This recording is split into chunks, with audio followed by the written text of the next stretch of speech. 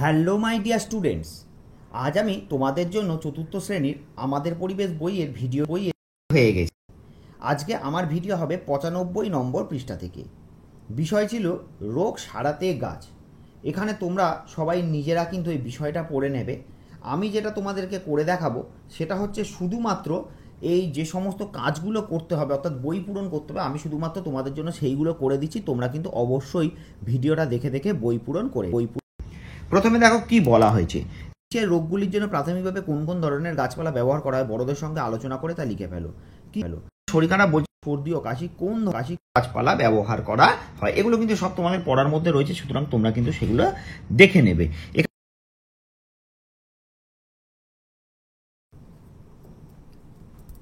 আর হচ্ছে তুলসী পাতা। তুলসী পাতা কিভাবে ব্যবহার করা হয়?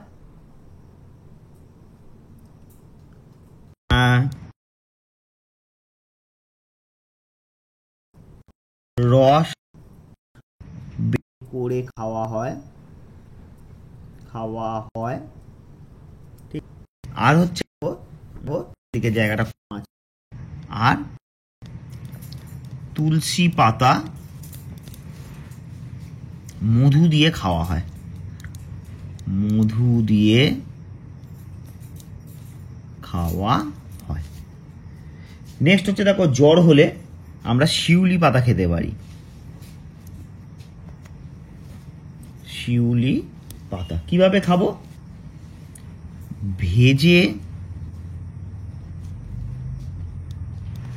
ভেজে নিয়ে খাওয়া হয়। এরপর আছে আঘাত লেগে ব্যথা, সেটা হচ্ছে রাংচিতার ডাল। রাংচিতার ডাল কিভাবে? ডাল থেঁতো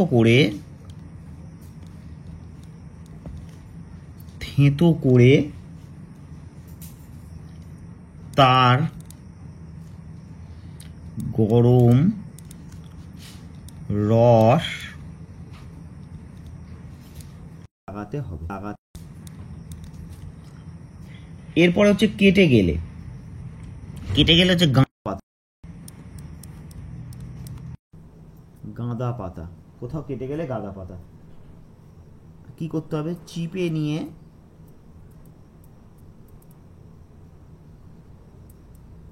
তার রস লাগাতে হয়।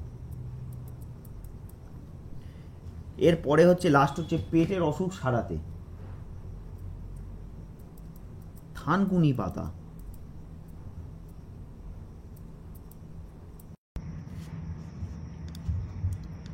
পাতা আর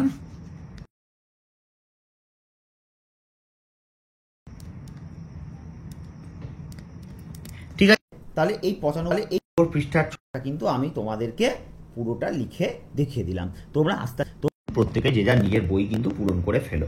এবারে চলো আমরা পরবর্তী পৃষ্ঠায় চলে যাই।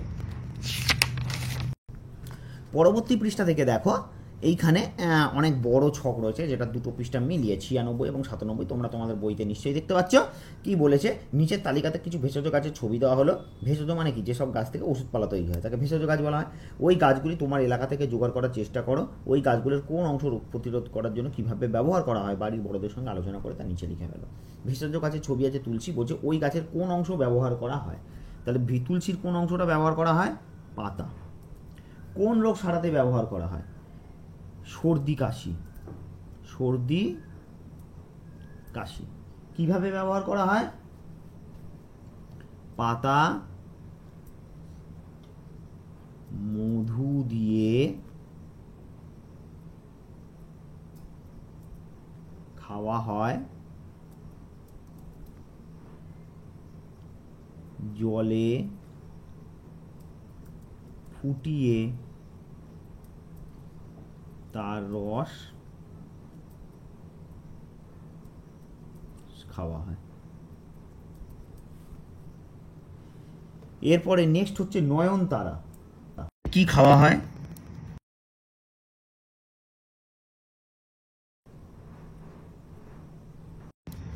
কিসে ব্যবহার করা হয়? দেখো, রক্তচাপ বাড়া,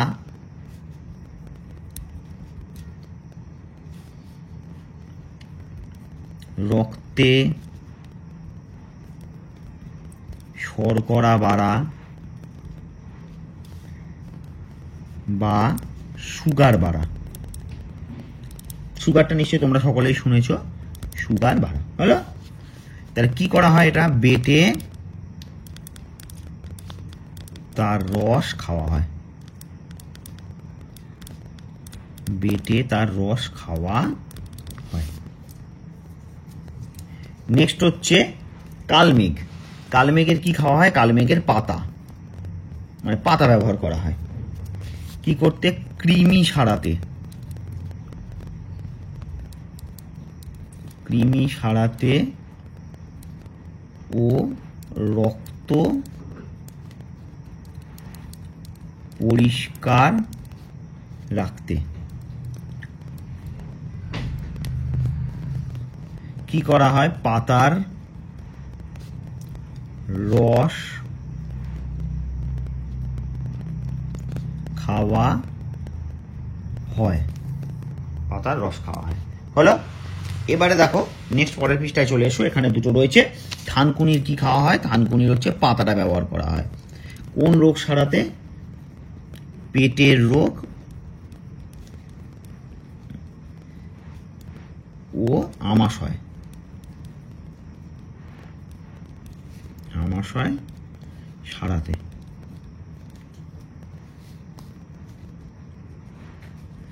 পাতা বেটে তার রস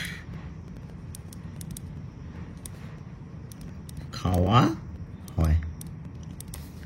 আর লাস্ট হচ্ছে দেখো কুলেখাড়া।